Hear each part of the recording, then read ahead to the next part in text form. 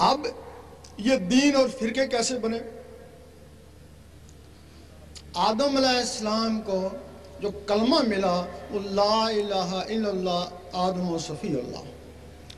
آپ کی اولاد یہ کلمہ پڑھتی، قابیل کے قتل کے بعد آپ کی اولاد 2 ٹولوں میں تقسیم ہو گئی، مذہب سے باغی ہو گئے۔ انہوں نے براہ راست، ایک ٹولے نے براہ راست اللہ سے رابطہ کرنے کی کوشش کری اور بجائے صفی اللہ کے ایشور اللہ کہنا شروع کر دیا۔ وہ نبوت سے کٹ گئے اور آج تک 6000 سال ہو گئے، آج تک وہ ایشور اللہ کا کلمہ پڑھے ہیں لیکن وہ کافر ہی رہے۔ اور وہ جن لوگوں نے صفی اللہ کا کلمہ پڑھا انہی میں سے نبوت جاری رہی۔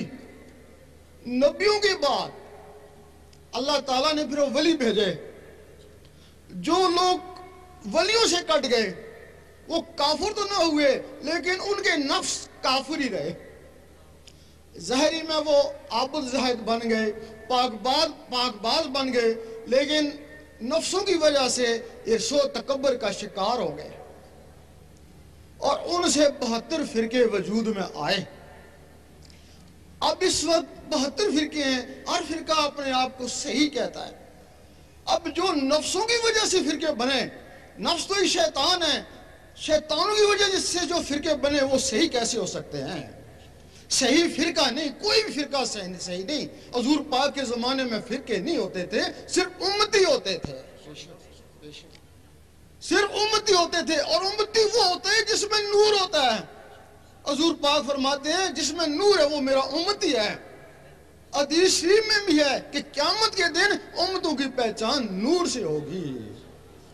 جب امتیوں سے نور نکلا، سنی شیعہ وہابی بنتا گیا۔ اگر دوبارہ نور آ جائے کبھی نہیں کہیں گے میں سنی ہوں، میں شیعہ ہوں، میں وہابی ہوں، یہی کہیں گے بس امتی ہوں تمہارا یا رسول اللہ۔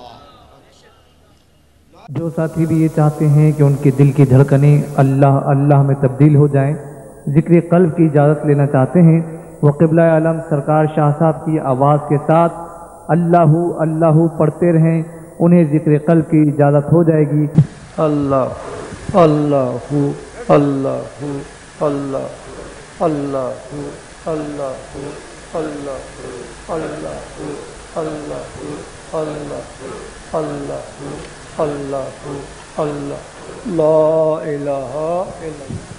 اب تمام حضرات جو نئے آئے ہیں ان کو اجازت ہے، ذکر قلب ہے، وہ چلتے پھرتے اٹھتے بیٹھتے دل کی دھڑکنوں کے ساتھ اللہ کا ذکر کرنے کی کوشش کریں۔